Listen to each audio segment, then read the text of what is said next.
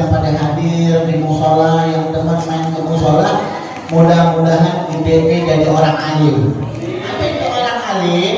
Orang yang punya banyak ilmu, orang yang cinta sama Allah, orang yang cinta sama Nabi Muhammad, orang yang cinta sama orang tua, orang yang berbakti sama orang tua. Itu namanya orang alim.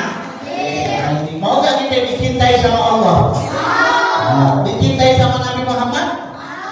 Al-Bakhil, kata Nabi Muhammad, Al-Bakhil indahu idza dzikirtu falam yusalli alayya. Orang yang pelit, kita dengar nih. Mau tahu orang yang pelit nih? Anda kasih tahu nih. Orang yang pelit apabila disebut namanya Nabi Muhammad, dia nggak mau sholawat sama Nabi Muhammad. Kalau Nabi Muhammad aja dia nggak lagi sama diri sendiri. Barang-barang kita sebut sholawat sama Nabi Muhammad. Allahumma sholli ala Sayyidina Muhammad wa ala alihi Sayyidina Muhammad. Itu sholawat kita kepada Nabi Muhammad. Kalau dengar nama Nabi Muhammad, jangan lupa sholat. Mau apapun alasannya, tetap yang namanya hadir majlis ilmu itu hukumnya wajib. Mau tua, muda, anak-anak, bapak-bapak, kakek-kakek, nenek-nenek, emak-emak, semua yang ada di sini wajib hadir yang namanya majlis ilmu. Kata Nabi Muhammad, terus kita masih kecil, belum bisa jadi orang alim. Al-muta'aliman, kalau belum bisa jadi orang alim, jadi orang yang belajar. Kayaknya saya juga kalau mau hadir majlis udah nggak sanggup, udah nggak mampu, mau dengerin juga kayaknya udah capek, udah lelah, apa segala macam alasan. Ya udah, pilihan terakhir kata Nabi Muhammad, kalau nggak bisa jadi orang alim, jadi orang yang belajar. Kalau nggak bisa jadi orang yang belajar, jadi orang yang dengar. Kalau nggak bisa jadi orang yang dengar, jadi orang yang cinta. Jangan udah bukan orang alim, sama ulama dia benci, sama ulama dia debat, sama ulama dia musuhin. Dia nggak cinta sama yang namanya ulama. Tuh, bukan orang alim, benci sama ulama. Udah gitu nggak mau belajar, namanya jahil murakkab. Jahil murakkab, udah nggak bodoh, nggak mau belajar. Sama ulama dia nggak cinta, dia bodoh, nggak mau belajar, nggak mau dengerin nasihat. Kenapa? Karena memang orang itu kalau udah lepas dari nasihat, biar kata dia orang alim bisa lupa, hatinya bisa jadi keras.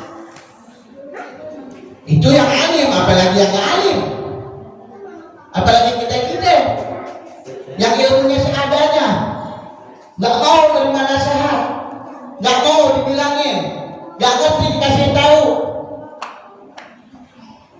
Bagaimana hati kita mau hidup? Ya, betul atau betul? Insya Allah ini kitab yang ngomong 3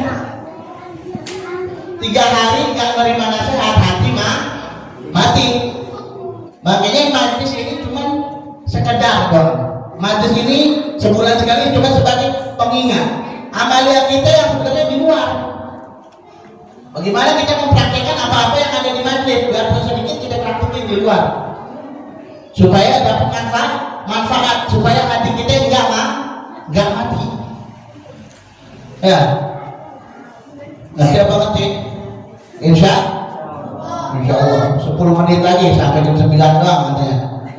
Nah, terus tadi apa tuh? Saya kemana nih? Jadi ke situ-situ nih. Kalau yang dengerin tahu, udah nyampe mana tadi saya ngomong? Hah?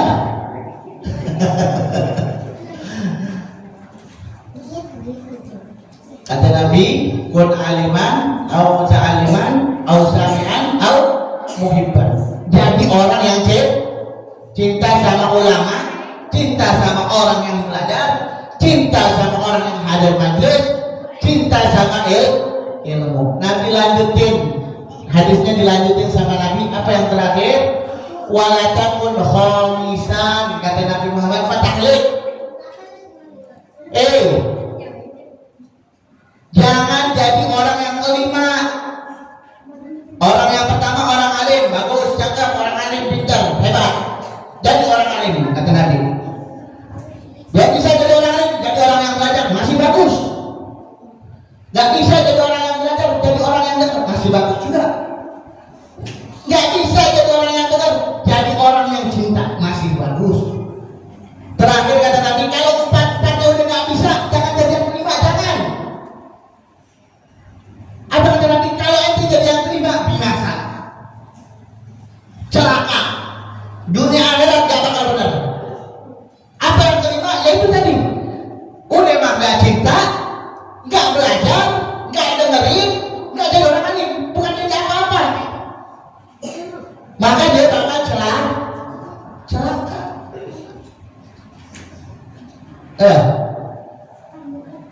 Makanya kalau di dalam ilmu dikatakan ada mafhum mukhalafah, ada makna kebalikan daripada hadis tersebut. Apa mafhum mukhalafahnya? Nabi Muhammad nyuruh kita cinta dulu, karena alim ini tingkatan paling tinggi. Kalau kita mau jadi orang alim, harus cinta dulu sama yang namanya majlis. Apa ya? Anna awamirullah ja'ala faraidu wa nawafil. Allah itu ngasih perintah sama kita dua. Apa itu? Perintah yang pertama, perintah yang fardu. Ada perkara-perkara yang wajib kita kerjakan. Sholat wajib, puasa wajib, zakat wajib, bakti sama orang tua wajib, nuntut ilmu wajib. Itu semua perkara-perkara yang wajib. Maka perintah ini ada dua. Pertama perintah yang wajib, yang kedua nawafil, ada juga perintah yang sunnah. Sholat ada yang sunnah, puasa ada yang sedekah ada yang sunnah. Ya? Bedanya apa antara yang wajib dan yang sunnah? Dijelasin sama Imam Ghazali. Fal-fardu rasul mal. Yang fardu itu adalah modal. Sholat modal, puasa Ramadan modal, zakat modal. Semua yang wajib-wajib ini adalah modal. Modal buat apa? Wabihi tahsulun najah. Modal supaya kita dapat keberuntungan. Modal supaya kita dapat keselamatan. Mau masuk surga, modalnya itu kerjakan yang wajib. Tanpa yang wajib kita kerjakan, mustahil kita masuk ke dalam surganya Allah. Jauh. Jauh. Itu namanya fardu. Yang kedua sunnah. Apa itu sunnah? Wa naflu huwa ridhu wa bihil qawlu bid darajat. Yang kedua adalah sunnah huwa ridhu. Sunnah ini adalah keuntungan. Kalau kita dagang ada modal, ada untung.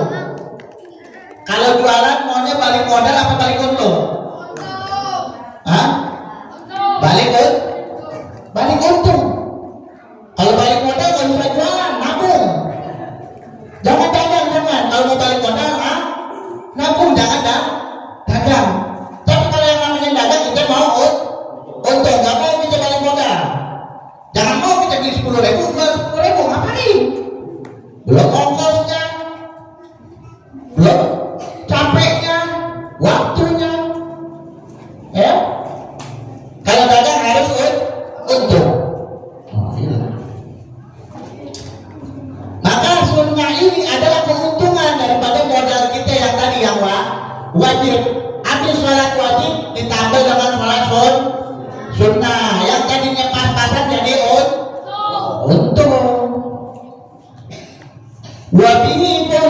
darajat. Dengan yang sunnah tersebut kita akan memperoleh keberuntungan dengan derajat yang lebih tinggi. Ya, paham gak? Kalau kita sholat yang fardu doang mungkin masuk surga, mungkin, tapi di situ doang surganya, surga yang paling rendah. Tapi dengan kita menambah dengan sunnah-sunnah, maka akan menambah derajat kita. Yang tadinya surganya paling bawah bisa naik jadi tingkat 2 misal. Ya, mau masuk surga kan?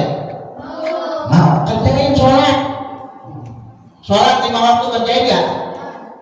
Kerjain. Alhamdulillah. Jangan yang wajib dong, tapi yang sunnah juga supaya kita mendapatkan keuntungan. Jadi itu bedanya yang fardu sama yang sunnah. Kalau fardu adalah modal, kalau sunnah adalah untung. Kalau mau dekat sama Allah, kerjakan yang wajib. Wala yazalu 'abdu yataqarrabu ilayya binawafil hatta uhibbah. Nah, kalau mau dekat sama Allah, kalau kita mau cinta sama Allah, kita mau dicintai sama Allah, apa kata Allah? Wala yazalu 'abdu yataqarrabu ilayya binawafil hatta uhibbah. Dan selalu seorang hamba mendekat kepada Allah dengan yang sunnah-sunnah, maka Allah bakal cinta sama dia. Kalau kita ngerjain yang wajib, kita dekat sama Allah. Udah dekat sama Allah, tambah sama sunnah-sunnah kita kerjain, maka Allah bakal cinta sama kita. Kalau Allah sudah cinta sama kita, kira-kira apa yang terjadi sama kita? Di sini dikasih tahu. Fa'idha ahbabtu kuntu sam'uhu alladhi yasma' bihi. Kalau Allah udah cinta, kalau Allah sudah senang sama seorang hamba, apa kata Allah? Aku bakal menjadi pendengaran bagi orang tersebut. Aku akan menjadi pendengarannya alladhi yasma' bihi, yang dia mendengar dengan itu. Paham gak? Tahu wali Allah, tahu gak? Pernah dengar ada wali Allah? Tahu wali Pak? Bukan grup band, bukan grup band wali, bukan. Wali Allah.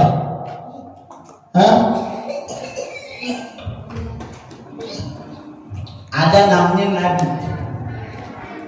Nabi ini punya mukjizat. Mukjizat ini namanya sesuatu yang di luar nalar. Sama otak nggak masuk, sama akal nggak masuk. Contoh Nabi Muhammad pernah belah bulan. Yang bisa belah laut ada? Nggak ada. Siapa ya? Nabi Musa bisa belah laut. Ini semua namanya mukjizat. Khalifil adah, di luar dari kebiasaan. Nabi namanya mukjizat. Ada lagi di bawah Nabi namanya aulia, wali Allah. Nah, wali juga punya keistimewaan, tapi bukan mukjizat namanya kalau wali. Orang nyebutnya karomah, disebutnya karomah. Itu wali. Kalau Nabi namanya mukjizat, kalau wali namanya karomah. Apa contohnya? Banyak contohnya. Kalau di kitab disebutkan ada namanya Syekh Abu Bakar bin Salim. Syekh Abu Bakar bin Salim lagi ngajar, beliau wali. Lagi ngajar menjelaskan tentang wali, menjelaskan tentang karomah. Muridnya nanya, karomah itu kayak gimana sih contohnya? Di depan Syekh Abu Bakar bin Salim ada korma, disuguhin memang. Makan tuh korma. Karomah contohnya saya makan korma sambil ngomong, saya makan korma. Kalau dulu masih masjid zaman dulu nggak ada ubin-ubin begini nih, dulu tanah, masjid tanah, bangunannya ada tapi biasanya tanah. Saya makan kurma, ini bijinya saya tanam, dia bakal tumbuh langsung seketika itu tumbuh. Begitu dia ngomong langsung tumbuh, langsung gede, langsung berbuah, langsung bisa diambil. Nah, itu salah satu contoh karomah itu bukan kepada Nabi tapi kepada orang biasa, wali. Maka orang-orang yang punya karomah disebut wali. Dia bukan Nabi tapi bisa melakukan hal-hal yang di luar nalar. Kalau Allah udah cinta sama orang, wa basaruhu alladhi yubsiru bihi, penglihatannya sama dengan penglihatan Allah. Bukan artinya Allah sama dia, bukan. Tapi dia bisa melihat apa-apa yang orang nggak bisa lihat. Dia bisa dengar apa-apa yang nggak bisa orang dengar. Wa lisanul ladzi yantiqu bihi, mulutnya, lisannya sama dengan lisannya Allah. Artinya dia ngomong apapun sesuatu bisa terjadi. Kayak tadi contoh karomah, ngomongin biji bisa jadi tumbuhan, jadi omongannya aja bisa terjadi apapun yang diomongin. Kalau Allah udah minta apapun Allah kan kasih.